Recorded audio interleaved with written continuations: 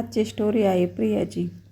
खूप सुंदर आणि छान आणि दयाळू स्वभावाची मुलगी असते आणि तिच्याबरोबर किती वाईट घडतं आपण आजच्या स्टोरीमध्ये बघणार आहोत. त्यासाठी आपल्या चॅनलला सबस्क्राईब करा, लाईक करा, शेअर करा आणि छानशी कमेंट करा.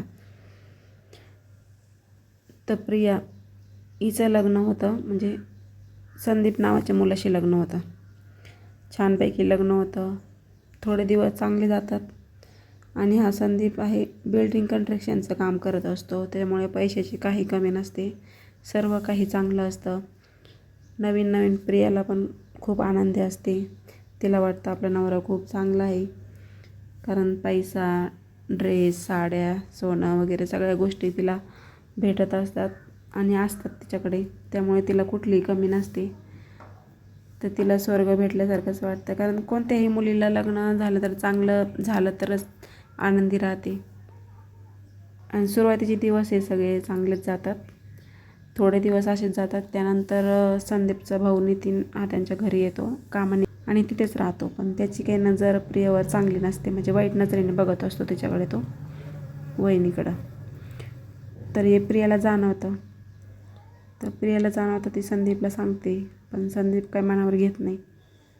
तर थोडे दिवस असेच चालू राहतात. त्यानंतर एक दिवस संदीप घरी येतो,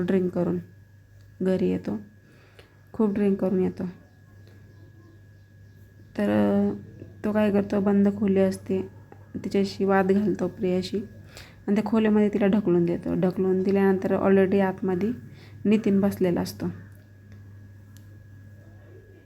तो तिला बोलतो, आता या शरीराचं काय करायचं, असं बोलतो आणि बाहेरून दार लावून घेतो. तर त्याचा भाऊ असतो नितीन, तो त्याच्यावर बलात्कार करतो. खूप अत्याचार करतो त्याच्यावर. थोडे दिवस असंच चालू असतं.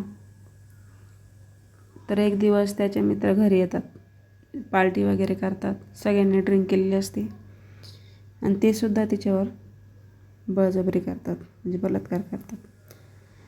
तर त्यानंतर प्रिया आजारी पडते. ते डॉक्टर चेक करतात, तर ती प्रेग्नेंट असते. ते डॉक्टर सांगतात प्रेग्नेंट आहे. तर मग तिचा नवरा संदीप, तो म्हणतो ही कोणाचं आहे, संदीपचं आहे का नितीनचं आहे का दुसरं कोणाचं आहे, असं तिला बोलतो. बिचारी एवढा त्रास, म्हणजे एवढी त्रास काढते, एवढी नरक यातना भोगते.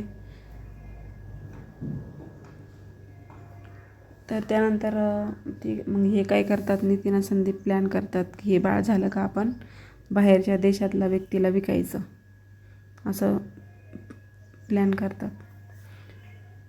तर तिला तिच्या आता सहनशीलता पूर्ण संपून जाते. ती डायरेक्ट मग काय करते, केस करते. महिला आयोग असते त्यांच्याकडे केस करते, सांगते या सगळं तिचंवालं काय घडलं तिच्याबरोबर, सगळ्या गोष्टी सांगते. मग त्यानंतर पोलिस येतात, सगळं तिथं पुरावे जमा करतात आणि त्यांना पकडतात. तर बघू शकता कसं प्रियाबरोबर किती वाईट घडलं. पण फर्स्ट टाईम जेव्हा तिच्यावर अत्याचार झाला होता, तेव्हाच तिने हे पाऊल उचलायला पाहिजे नव्हतं, म्हणजे एवढी वाईट परिस्थिती तिच्यावर आली नसती. तर या स्टोरीतून तुम्हाला काय समजलं कमेंट करून नक्की सांगा. तर आपल्याला कोणाला बदनाम करण्याचा हेतू नाही आहे, पण जगामध्ये असं भरपूर ठिकाणी घडत आहे. चला तर भेटूया नेक्स्ट व्हिडिओमध्ये. Thanks for watching.